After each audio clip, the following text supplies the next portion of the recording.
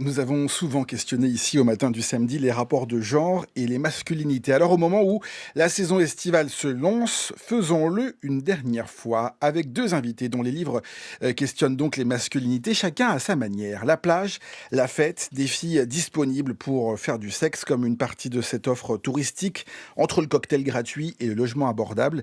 C'est ce qu'on peut appeler le tourisme festif et c'est l'objet de votre livre. Alix Boireau, bonjour. Bonjour. Vous êtes anthropologue, vous publiez Où vont les garçons? Enquête sur les masculinités en vacances aux éditions Les Léonides. Enquête que vous avez donc menée et vous allez nous dire dans quel cadre, dans quel terrain, si on peut dire. Le cadre du tourisme festif, donc, c'est là que se construisent, s'expriment les masculinités chez des jeunes hommes, des jeunes groupes de jeunes, des groupes de jeunes hommes. Dans ce sens-là, c'est mieux. Et ça, c'est notre premier terrain d'étude qui nous amènera ensuite vers votre livre, Laura Verqueré. Bonjour. Bonjour. Vous êtes maîtresse de conférences en sciences de l'information et de la communication à l'Université de Lille et avec Mélanie Gourarier, vous avez signé En finir avec l'homme nouveau, critique des masculinités modernes aux éditions La Déferlante. Là, on est chez des classes d'âge peut-être un peu plus âgées, chez d'autres classes sociales aussi. Vous allez nous expliquer tout ça, vous allez surtout nous expliquer ce qu'est cette figure d'un homme nouveau, d'un homme déconstruit qui a pu émerger et sans que pour autant le rapport de domination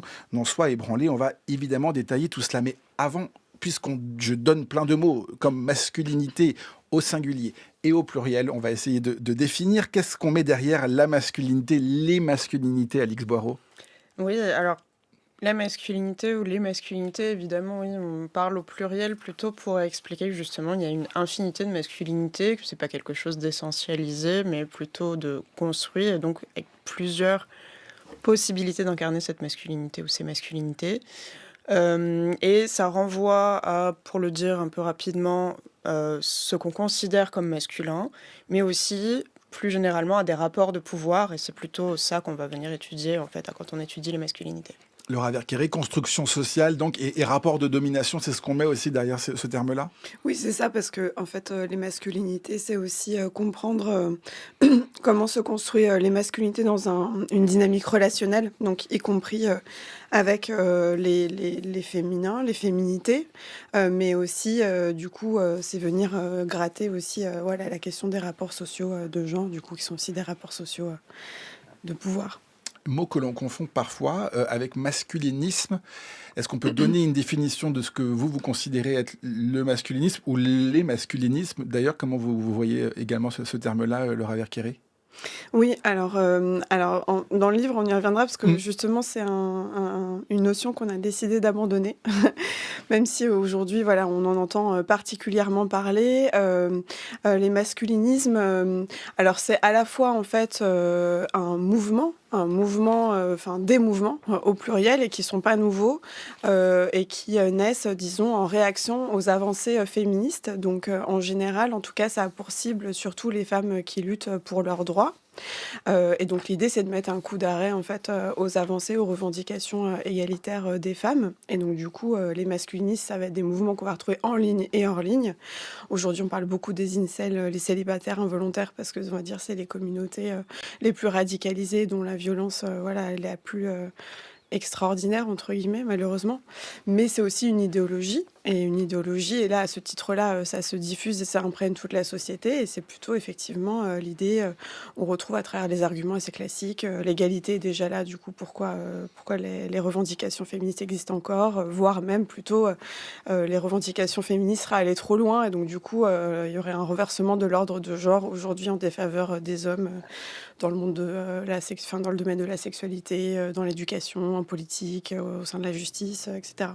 Alix Boireau, est-ce que justement, vous, sur votre terrain d'études, vous avez, comment dire, côtoyé cette idéologie masculiniste ou est-ce que c'est pas du tout l'objet au début, aux origines de votre enquête? Alors, disons que, comme l'a très bien dit Laura Verqueré, c'est de toute façon quelque chose qui irrigue la société. Donc, dans ce sens-là, évidemment, ça irrigue aussi mon terrain. Mais en revanche, ce ne sont pas des masculinistes, des jeunes masculinistes qui partent dans ces vacances-là. Ce sont des jeunes hommes ordinaires, mais oui, informés par le masculinisme, on va dire, et dont certains sont effectivement masculinistes, par contre. Oui. D'accord. Ouais, c'est ça Vraiment la se différence qu'on peut revendiquent faire, du effectivement. masculinisme, on va dire. Voilà.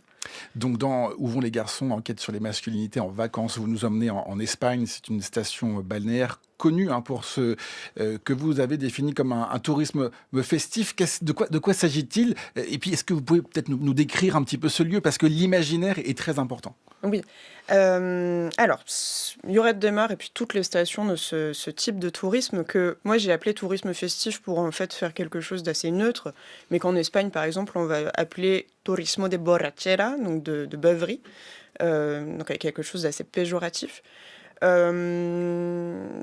l'idée c'est d'aller pendant une semaine, on va dire, entre jeunes, donc des gens qui ont entre 18 et 23 ans, dans une station balnéaire, donc ici Lloret de Mar, c'était mon terrain, donc une petite station de la Costa Brava espagnole, pour faire la fête, c'est-à-dire sortir en boîte de nuit, aller dans les bars jusqu'à très tard, boire énormément. Et il y a cet imaginaire qui est un petit peu sous-jacent, mais qui est quand même très présent, justement, des rencontres pour avoir des rapports sexuels qui seraient plus faciles qu'ailleurs. Parce que ce lieu serait une sorte de parenthèse dans le quotidien, dans les vacances aussi. C'est un terrain d'enquête que vous avez arpenté durant 5 années, si je ne dis pas de bêtises. Donc, à chaque fois, durant cette période estivale, comment vous avez travaillé concrètement pour nous dire ce que vous y avez fait? Parce que ça aussi, c'est une démarche d'anthropologue, donc qui peut être parfois un peu étonnante si on ne connaît pas. Oui, en tout, il y a 16 mois de terrain, donc j'y retournais effectivement tous les étés quasiment. La première année, j'ai passé 4 mois comme électron libre, on va dire, mais je me suis aperçue que une jeune femme toute seule parmi des groupes de touristes, ça faisait pas tellement sens. Donc j'ai essayé de mieux comprendre le terrain, etc. Et l'année suivante, je me suis fait embaucher comme rabatteuse de boîte de nuit. Donc j'étais dans la rue, embauchée par un club pour convaincre des groupes d'aller faire la fête dans le club qui m'avait embauché. Donc de 22 heures à 2 heures ou 3 heures du matin, j'étais dans la rue, je parlais aux touristes pour les convaincre. Et après, j'étais dans le club, au niveau de la terrasse, et donc je pouvais discuter aussi avec les jeunes touristes. Donc c'est de cette façon-là, et aussi avec des entretiens, mais surtout comme ça, donc dans le milieu finalement vraiment étudié, que j'ai construit ma thèse. Une forme d'immersion avec des entretiens plutôt informels. Avec qui? Alors, qui sont ces jeunes? Comment est-ce qu'on peut donner une sorte de portrait robot, si je puis dire? Donc ils viennent de l'Europe entière, pas mal de Allemagne, Pays-Bas, France, Belgique, Italie, etc. Pas tant d'anglais que ça. Donc ils ont entre 18 et 23 ans. Ils viennent plutôt pas trop des grandes villes, mais petites villes, zones périphériques, zones rurales, etc. Et sont plutôt de classe moyenne, voire classe populaire. Qu'est-ce qui, dans cette rencontre avec ce terrain et avec ces personnes-là, à quel moment est-ce que vous vous dites, voilà, il y a une question sur les masculinités à cet endroit-là? Est-ce que c'est avant même de commencer ce terrain, ou est-ce que ça vient au fur et à mesure? Non, c'est venu au fur et à mesure. Au départ, en fait, ce qui me fait aller vers ce tourisme festif pour l'étudier, c'est plutôt le traitement, on va dire, médiatique ou général d'un tourisme qui serait particulièrement immoral, on va dire. En tout cas, voilà, il y a un traitement extrêmement sensationnaliste, avec beaucoup de jugement moral, un jugement classiste. Et donc, ça m'interroge et je me suis dit, bon, alors, il faudrait peut-être aller demander finalement aux touristes qu'est-ce qu'ils pensent de ça, comment eux, ils vivent aussi d'être mal vus. Et je me suis aperçue qu'ils le vivaient très bien parce qu'ils s'en rendaient pas forcément compte et qu'eux, ils venaient faire la fête et ils voyaient pas tellement ce jugement extérieur finalement. Par contre, en leur parlant, venait ce thème de la séduction avec des phrases comme ah ben on était tous célibataires, donc on est venu à Lloret, des choses comme ça. Donc voilà, une évidence. Quand on est célibataire, on va à Lloret des Mars.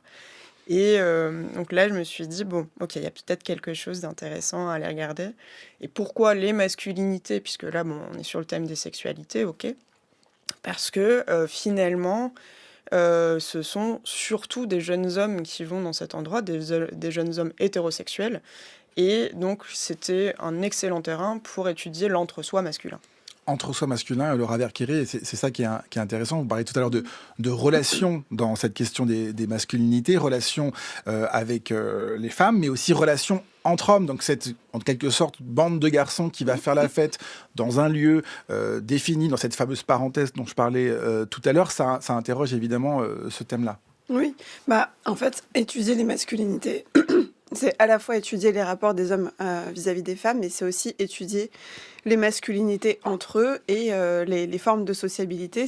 L'enjeu, c'est souvent aussi de se comparer, de se hiérarchiser, de se différencier les uns avec les autres. On parlait tout à l'heure de la communauté, enfin les questions masculinistes. En tout cas là, toute l'idéologie qu'on retrouve en ligne, il y a vraiment, et pour le coup, une hiérarchisation qui est vraiment presque institutionnalisée dans les groupes, presque même biologisée, c'est-à-dire qu'il y a des hiérarchies et ça se joue en fonction de...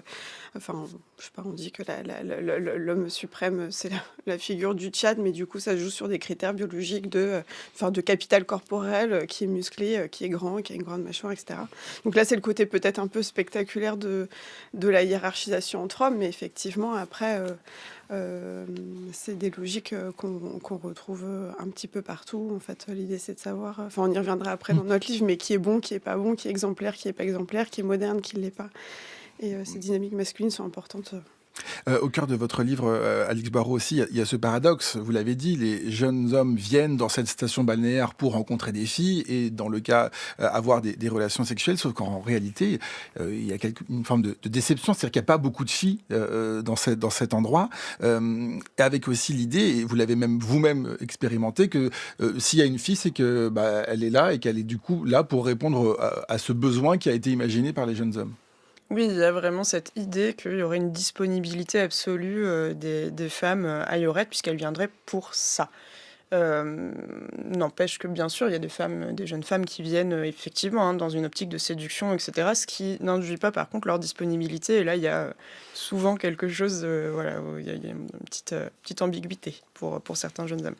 Et puis bon, voilà, fondamentalement, en fait, il n'y a rien qui peut garantir le désir réciproque, même si c'est vendu comme un produit de la station.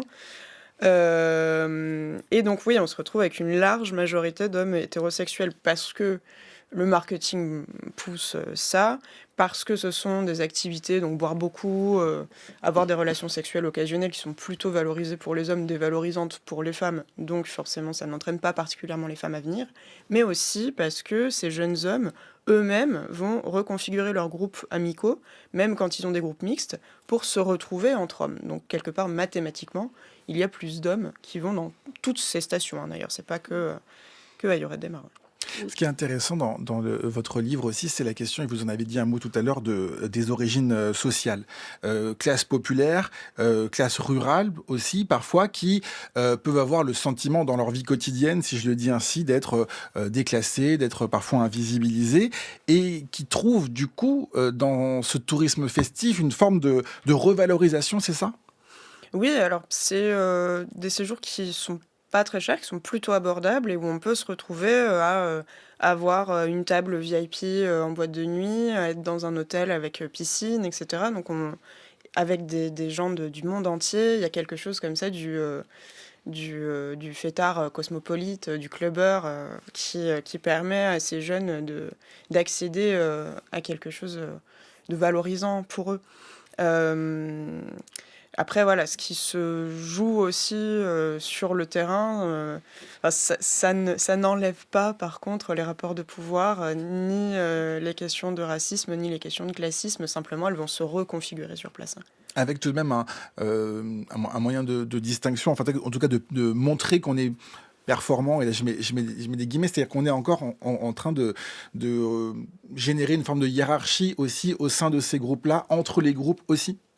Oui, complètement. En fait, c'est pas, on n'a pas un boys club homogène du tout.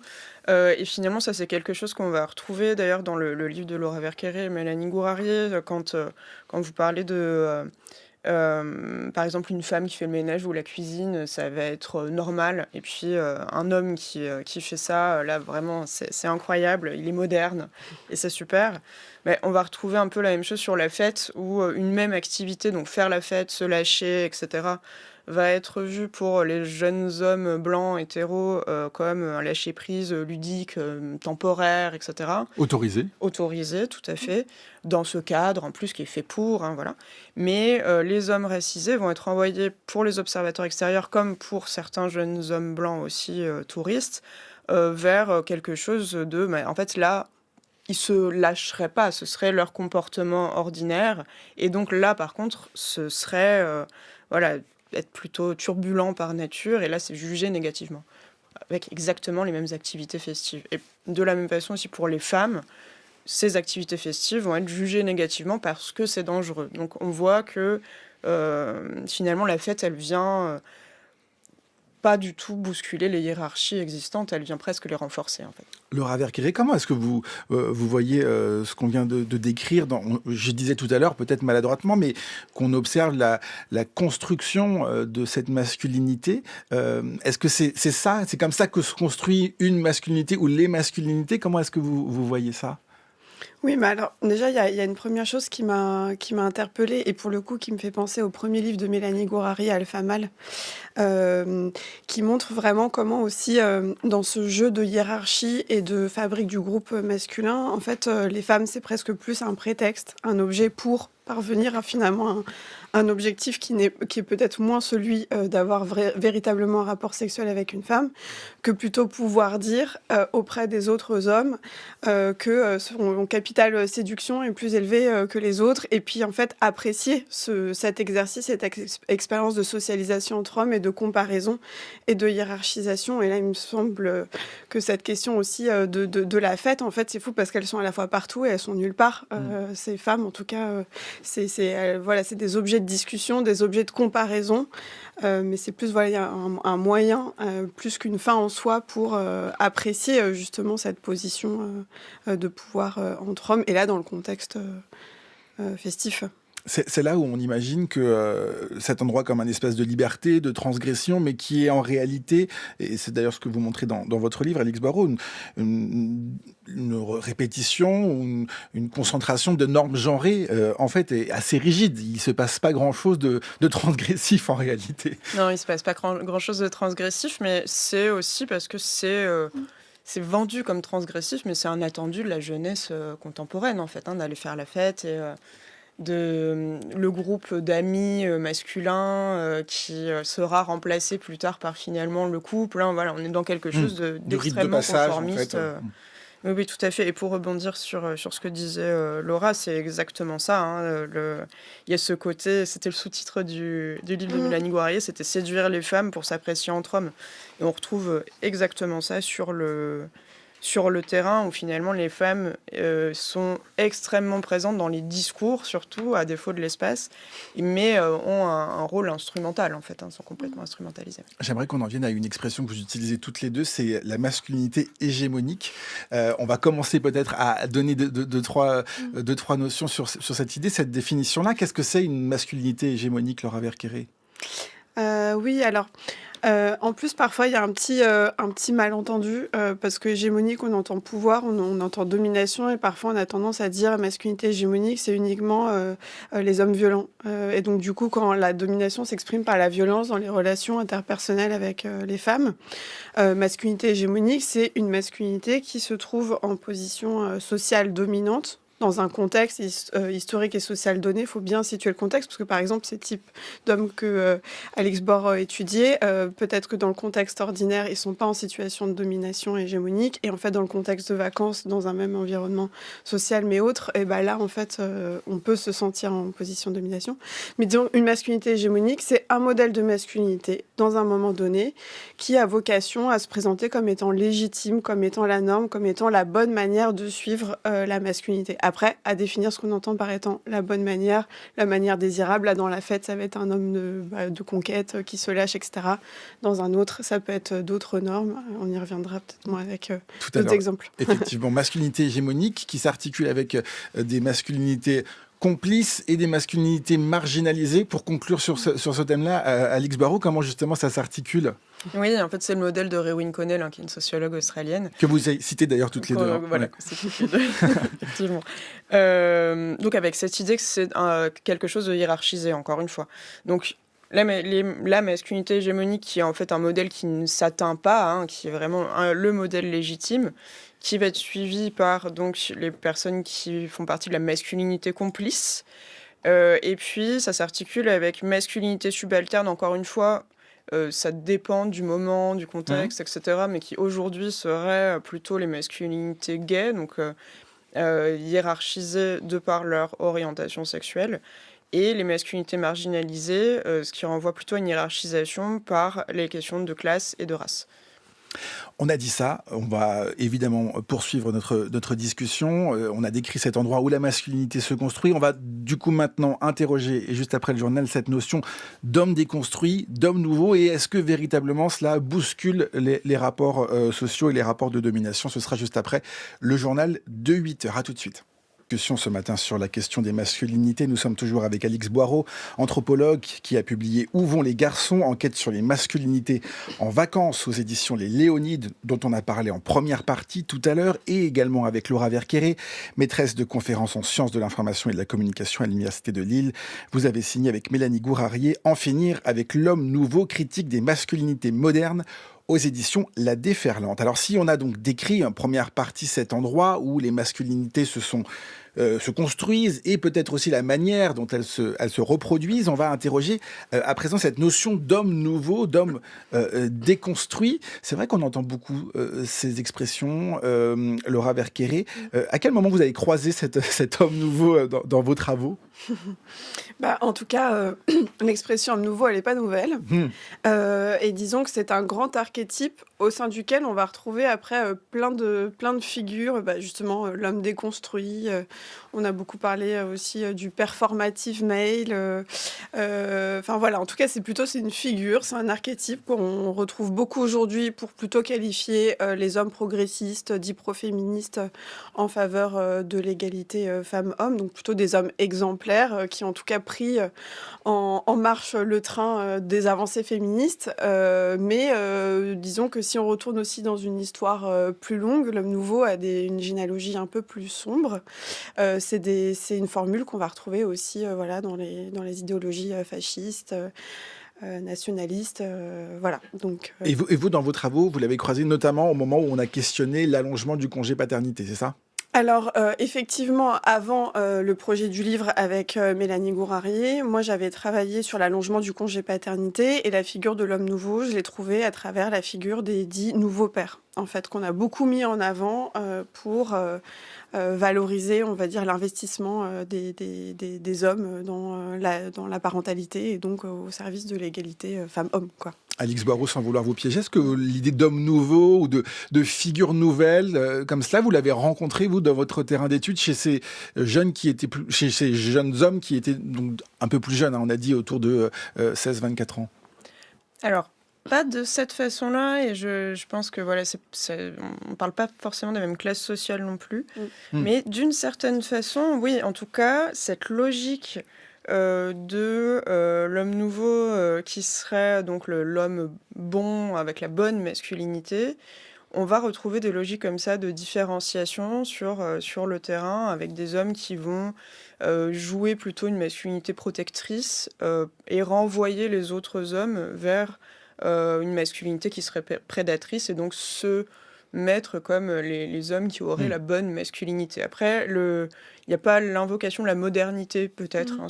sur le terrain, ce qui change quand même pas mal la donne. Laura Mais je pense Verqueré. que oui, justement, c'est révélateur et c'est aussi l'objet du livre, c'est de dire que, et c'est une critique pour dire que cette figure ne participe pas à changer l'ordre social, c'est pas que vis-à-vis des femmes, c'est aussi au sein des masculinités. Et c'est que cette prétention à incarner la nouveauté, si on regarde les figures qui l'incarnent, c'est souvent des figures très socialement situées, donc ça va plutôt concerner des hommes de classe sociale supérieure, urbains, cadres, qui sont d'ailleurs souvent dans des métiers dits de l'innovation, management, etc.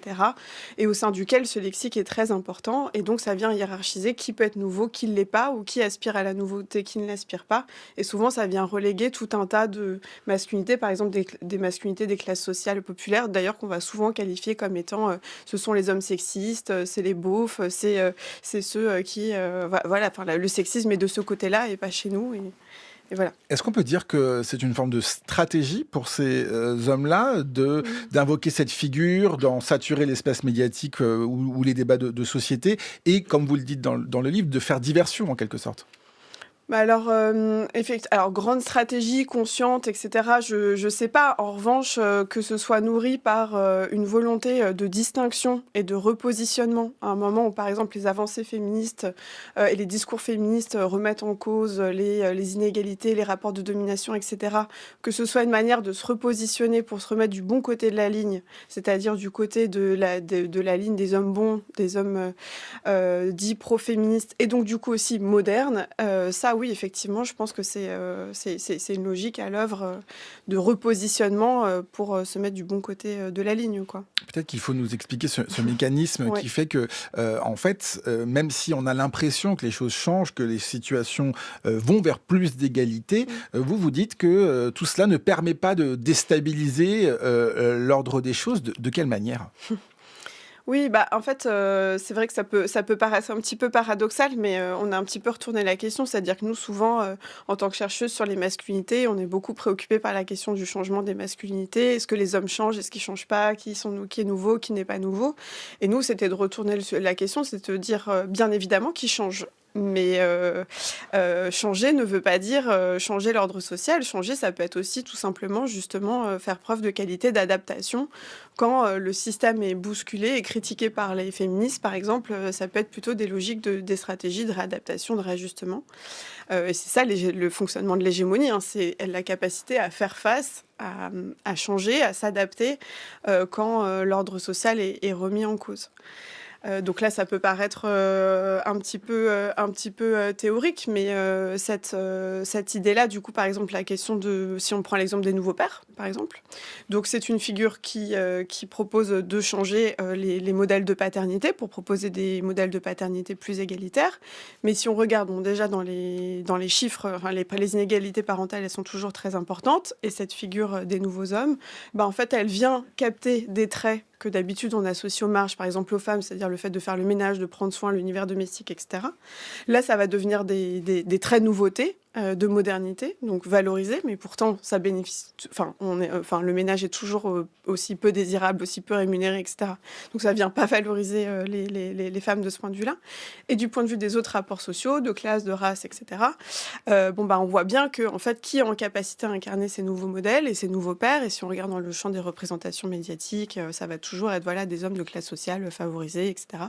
Et donc on va peu voir des... Ça veut dire que cette idée, cette figure, Alix Barraud, si ça vous inspire, cette figure de l'homme nouveau, en tout cas de la modernité, c'est une forme de privilège, d'étiquette qu'on se colle à soi-même? Comment vous voyez cela? C'est vraiment une façon de se mettre en avant et de se différencier comme étant meilleur que les autres, en tout cas. Mais, et en fait, sur la réception de mon livre et de mon terrain, c'est jouer ce genre de choses aussi, de mise à distance, où, en fait, quand revenais du terrain, donc c'était il y a 5 ans, hein, on me disait: «Ah oui, mais c'est que des beaufs là-bas», donc c'est pareil, hein, c'est pour dire, bon, mais c'est les autres, hein, c'est les sexistes, c'est forcément les autres. Maintenant, on a tendance à me dire: «Ah bah oui, bah, c'est que les masculins». Donc pareil, hein, renvoyer à une figure comme ça, pareil, archétypale, hein, d'une masculinité qui serait violente, problématique, etc. Et c'est la façon assez classique du bouc émissaire, hein, finalement, pour soi-même s'abstraire de ça, avoir, voilà, le sexiste, c'est l'autre. Allez-y, Laura Verquet, sur cette idée peut-être de renvoyer le stigmate. Oui, et d'ailleurs, c'est pour ça que nous, c'est ce que je disais en début d'émission, on a abandonné le choix d'utiliser le mot masculinisme. Et d'ailleurs, là, Alix Barraud parle de les masculins, enfin, c'est devenu un peu un terme de c'est la masculinité toxique, c'est la masculinité violente, enfin bon, voilà, en gros, c'est ça, parce que c'est toujours un peu vague. Nous, l'idée de ne pas l'utiliser, c'était justement pour pas rejouer à chaque fois cette partition qu'on retrouve beaucoup, c'est-à-dire de bien géographier les bonnes, les mauvaises masculinités, et que souvent, le fait de focaliser sur la question masculiniste, c'est, à mon sens, une manière d'abriter aussi de la critique toutes les autres types de masculinité, comme si, en fait, elles étaient situées en dehors du patriarcat et qu'il n'y avait pas tout un tas de violences qui s'opéraient aussi en dehors de champs masculinistes. Enfin, il y a des féminicides plus d'une centaine par an encore. Donc, Pour ceux et pour celles d'ailleurs qui n'auraient pas conscience de ce que vous êtes en train de décrire, de ce mécanisme aussi de captation en quelque sorte de ces codes féministes pour se les rapproprier et les détourner en quelque sorte de l'objectif d'égalité. Comment on apprécie alors le changement? C'est ça aussi peut-être la question, Laura Verqueré. Comment est-ce que doit se faire ce changement? Oui, bah alors, justement, je pense qu'il a vraiment à prendre au sérieux, c'est-à-dire, un changement, si on prend, l'exemple du performative male dont on a, beaucoup parlé, ces derniers mois, c'est-à-dire, des hommes qui performent, le changement à travers, des mises en scène, de tous les codes, du féminisme, je sais pas, boire un matcha, lire Mona Chollet, mettre du vernis sur les ongles. Enfin voilà, on voit que c'est peu. Enfin, ouais, et puis comme ça, on le présente comme une figure enthousiaste du changement social. Et puis en plus, souvent, on programme sa propre déception parce qu'on est là, ah non, en fait, c'est une imposture, ça ne se vérifie pas dans les pratiques. Et puis comme ça, en fait, le changement, on le voit on l'imagine toujours comme ça, ah tiens, une nouvelle figure, ah mince, non, déception, et puis enthousiaste, déception. Et c'est de le prendre plus au sérieux et de dire non, un changement social, c'est un changement social aussi, c'est un changement social dans les pratiques. C'est pas que de l'ordre de la bonne volonté individuelle des jeunes hommes. C'est un changement aussi qui bouleverse pas que les rapports sociaux avec les femmes, mais aussi tout l'ordre social avec les autres types de masculinité.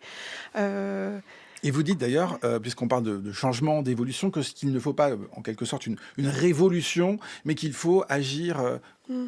modestement. Comment vous pourriez décrire ce qu'il faudrait faire, en quelque sorte? Bon, alors notre but, c'est pas dire ce qu'il Ouais. faudrait faire, hein, parce que justement, on veut sortir d'un discours normatif.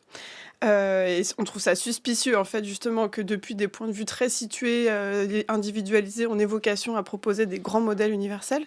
Mais justement, c'est ce qu'on critique aussi, c'est cette conception du changement par la révolution. On dit qu'elle est en elle-même imprégnée de valeurs masculines, c'est-à-dire l'idée d'un changement social, c'est quelque chose qui vient faire la révolution à travers une grande montée ascendante. On ne finirait pas d'évoluer, de se perfectionner en tant qu'homme, avec des grandes ruptures, et puis à chaque fois un changement qui est incarné par une personne, une grande figure.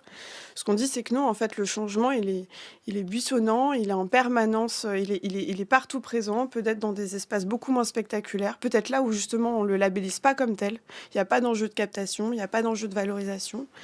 Et ça bouge dans, je sais pas, tous les collectifs, la présence d'hommes dans des collectifs, par exemple le collectif enfantiste. Alors il y a moins d'hommes, mais il y a aussi des hommes, et il y a aussi des hommes qui sont aussi présents dans ces espaces-là parce qu'ils ont vécu des violences de genre. Et en fait, dans tous les endroits aussi où il y a des présences, mais c'est pas paradoxalement, c'est pas le sujet. Alix Boireau, démasculiniser le changement, comme le dit Laura Verqueré, ça vous inspire quoi?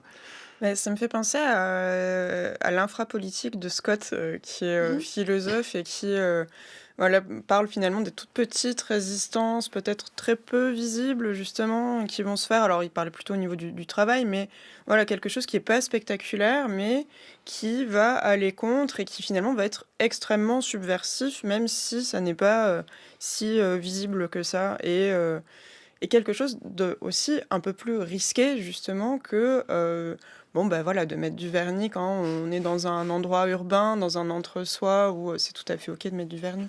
Donc oui, voilà. Et comment on appréhende la chose du côté des hommes qui voudraient bien faire et qui du coup se disent, en nous écoutant peut-être ce matin, qu'ils font mal? Qu'est-ce qu'on peut répondre à ça, Laura Verqueré? Bon, Même si je sais que oui, bien notre livre sûr. n'est pas Non, voilà, un non, mode non, mais c'est d'emploi. sûr. En fait, et bien évidemment, c'est bien de vouloir bien faire. Mais peut-être que d'abord, la première chose, c'est justement peut-être de se délester de cette première préoccupation, c'est-à-dire qu'au final, la préoccupation, elle est moins relationnelle que autocentrée, c'est-à-dire mince, où je me situe, où est-ce que je suis, et qu'est-ce que je vais faire pour changer, pour me retrouver dans une position confortable qui va m'assurer que je suis du bon côté des choses.